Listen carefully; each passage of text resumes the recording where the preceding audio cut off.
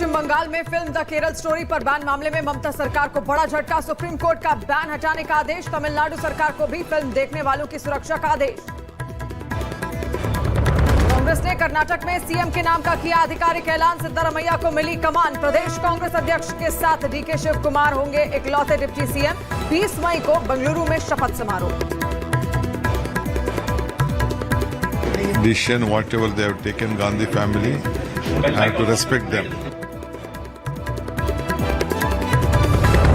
ओडिशा को मिली 8,000 करोड़ रुपए की सौगात। पीएम ने कई रेल परियोजनाओं का किया उद्घाटन। पुरी और हावड़ा के बीच वंदे भारत ट्रेन को भी दिखाई हरी झंडी।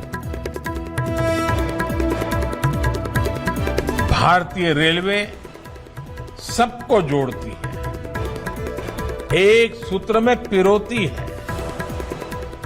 वंदे भारत ट्रेन भी अपनी इसी परिपाटी पर चलते हुए आगे बढ़ेगी।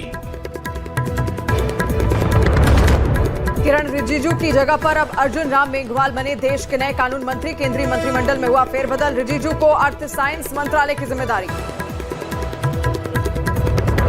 जाति जनगणना पर सुप्रीम कोर्ट से बिहार सरकार को राहत नहीं। पटना हाईकोर्ट के आदेश पर रोक लगाने से इंकार। हाईकोर्ट ने गणना पर लगाई है अंतरिम रोक।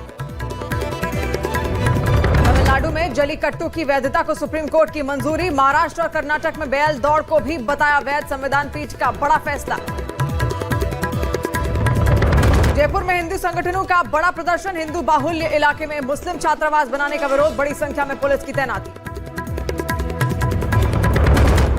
लाहौर में इमरान के घर को पुलिस ने चारों तरफ से घेरा। करीब 40 आतंकियों के होने का पुलिस का दावा। थोड़ी देर में शुरू हो सकता है बड़ा एक्शन। न्यूज 18 इंडिया लगातार बना हुआ है देश का नंबर 1 हिंदी न्यूज चैनल। दर्शकों ने खबरों के लिए न्यूज 18 इंडिया पर जताया भरोसा।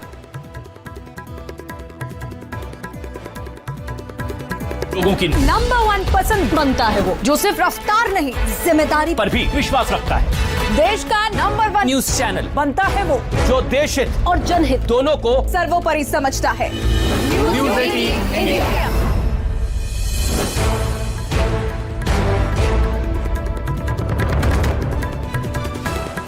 नमस्कार, न्यूज 18 इंडिया देख रहे हैं आप और मैं हूं आपके साथ शिवानी पांडे। बड़ी खबर आ रही है रूस यूक्रेन युद्ध से जुड़ी हुई। रूस ने यूक्रेन के कई शहरों पर एक साथ हमला बोल दिया है और यूक्रेन पर बीती रात शुरू हुए एयर स्ट्राइक सुबह तक जारी रही। रात भर यूक्रेन के कई शहर आग में जलते रहे। यूक्रेन के ओडेसा में हमले का जो वीडियो सामने आया उसमें शहर के बीचों बीच कई विस्फोट होते हुए दिखाई दिए, जिन्हें कई किलोमीटर दूर से भी साफ देखा जा सकता था। इसके बाद वहां काफी देर तक धुआं उठता नजर आया। यूक्रेन का दावा है कि ओडेसा में 10 बार धमाकों की आवाज सुनाई दी। कई घंटों तक यूक्रेन के कई शहर धमाकों और सायरन की आवाज से गूंजते रहे। कीव में तो लोगों से बंकरों में छिपने की अपील की गई ताकि वो रूस के ताबड़तोड़ हमलों से बच सके। उधर